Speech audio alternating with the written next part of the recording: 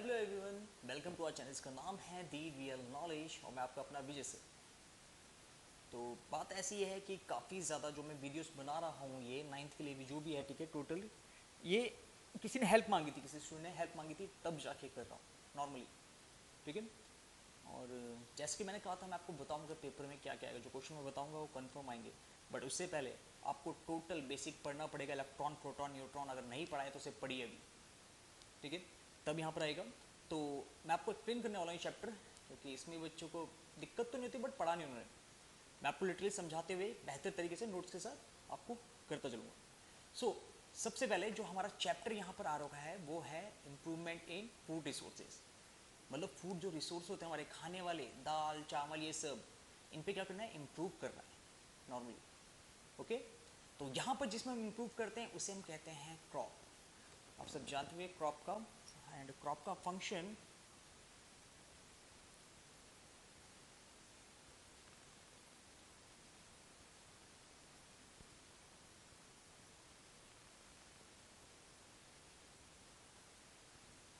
Okay. Crop की definition आप check कर पा रहे हैं। Crops are living plant grown by farmers. Most crops are found such as grain, vegetable, fruits, ठीक है। तो क्या होता है, जो फार्मर द्वारा उगाया जाता है क्रॉप्स को एक लंबे एरिया में, ठीक है, लंबे फील्ड में, जिसके आप क्या कह सकते हो कि ग्रेन हो सकता है, वेजिटेबल्स होते हैं, ठीक है, पल्सेस होती हैं, ओके। इसके अलावा कुछ जो आपके कुछ क्रॉप्स होती हैं वो ड्रग भी करती है, ठीक है, क्विनिन बनाती हैं, फाइबर बनाती है, कॉटन बनाती है, ठीक है। तो इस टाइप से ये होता है आपका क्रॉप। जब किसी बड़े लैंड में आप, ठीक है, प्लांट्स को ग्रो करते हो तो इसे हम कहते हैं क्रॉप। सो इसके बाद हरा हरा, देखिए। अब यहाँ पर ये बात आ रही है कि कहते हैं जो क्रॉप होती है दो टाइप की होती है, एक होता है खरीफ, एक होता है रबी। अब सुनिएगा खरीफ और रबी का क्या सीन है इसमें एक्चुअल में, ठीक है।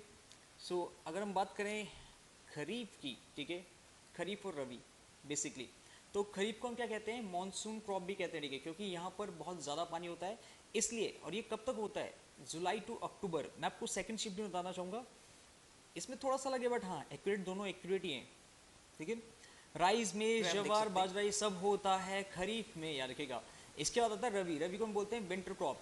और अगर हम बात करें खरीफ की, तो generally planted in June and harvested in October. Kharif वाला जुलाई से अक्टूबर तक, और यहाँ पर रबी वाला होता है अक्टूबर से फरवरी, जुलाई अगस्त। मैं फिर कह रहा हूँ आपको ये कंफर्म आएगा, 4-5 महीने, ये गारंटेड आएगा, लिख के लीजिएगा। इसके जो एग्जांपल्स हैं वो होते हैं आपके राइस, मेज, कॉटन, ग्राउंडनट, ठीक है, इन सबको हम कहते हैं खरीफ क्रॉप। ओके, कह सकते हैं सीजन के अकॉर्डिंग डिपेंड होते हैं खरीफ क्रॉप, ठीक है। जब बारिश का टाइम होता है तब ज़्यादा। इसके बाद जो नेक्स्ट आता है अपना,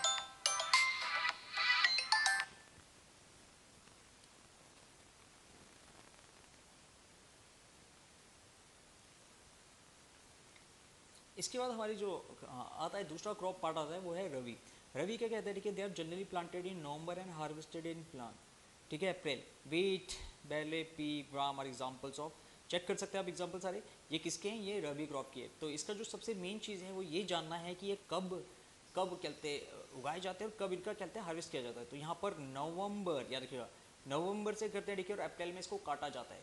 बैसाखी सुना होगा आपने, तो ये इसका सीक्वेंस है, इसको ज़रूर याद रखिएगा। ओके, सो अब इस चैप्टर में जो हमारा फूड रिसोर्सेज का इम्प्रूवमेंट कर रहे हैं, तो यहाँ पर बेसिकली यहाँ पर इंट्रोड्यूस किया जा रहा है 3 मेन पॉइंट्स को, ठीक है, जो खास तरह की एक्टिविटीज़ है। ये पहली है crop production management, crop variety improvement और क्रॉप प्रोटेक्शन मैनेजमेंट। ये 3 चीज़ें हैं और ये छोटी मोटी चीज़ें नहीं हैं, मैं फिर कह रहा हूँ ये तो बहुत बेटर चीज़ें हैं। इनका मतलब डीप नॉलेज एकदम, जितना सोच भी नहीं सकते उससे ज़्यादा। तो हम 1 बाय 1 लेंगे। सबसे पहले हम ले रहे हैं क्रॉप प्रोडक्शन इंप्रूवमेंट को, ठीक है। अब यहां पर क्या हो रहा है, ठीक है, देखिएगा, इसकी डेफिनेशन पढ़िएगा पहले। इट इन्वॉल्व्स, यस,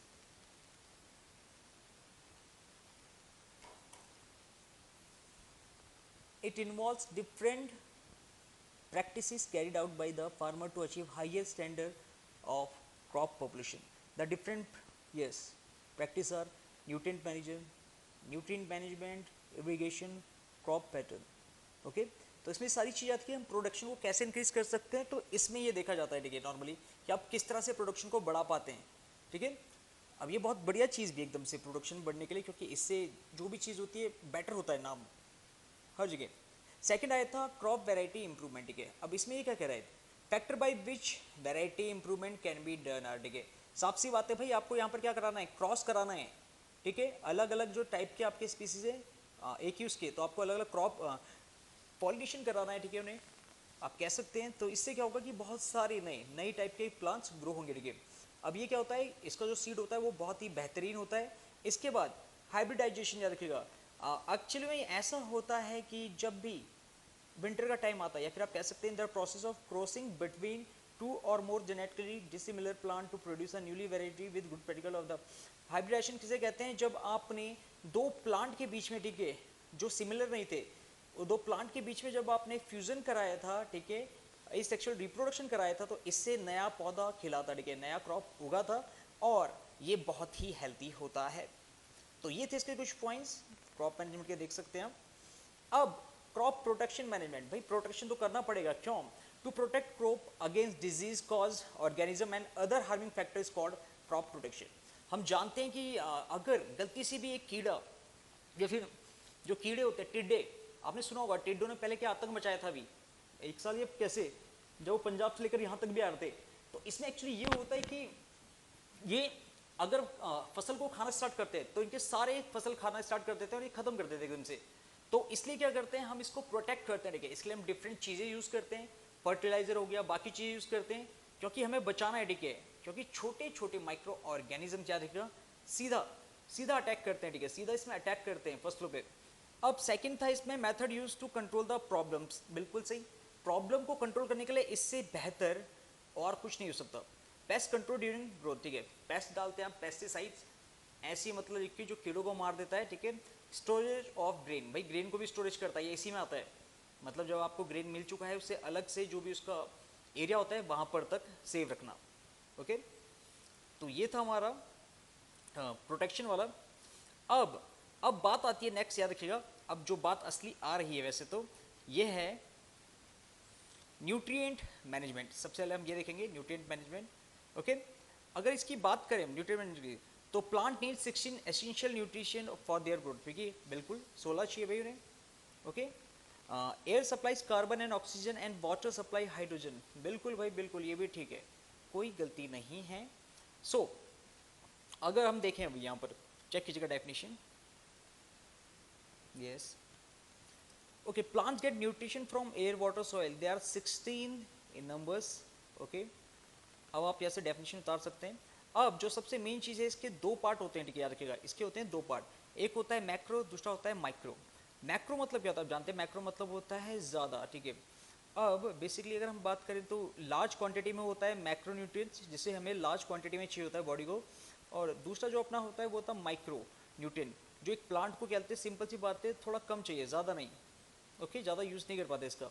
तो यहाँ पर आप देख रहे हैं फ्लो चार्ट, यहाँ पर देखिएगा मैक्रो वाले कौन से हैं, nitrogen, phosphorus, potassium, sulphur, calcium, magnesium, ये बहुत ज़रूरी चाहिए और बड़े अमाउंट में चाहिए होता है, ठीक है। और दूसरी साइड माइक्रो में क्या होता है, iron, manganese, zinc, boron, molybdenum, copper, nickel, cobalt, chloride, ठीक है। ये सब क्या होते हैं, नॉर्मली कहते हैं ये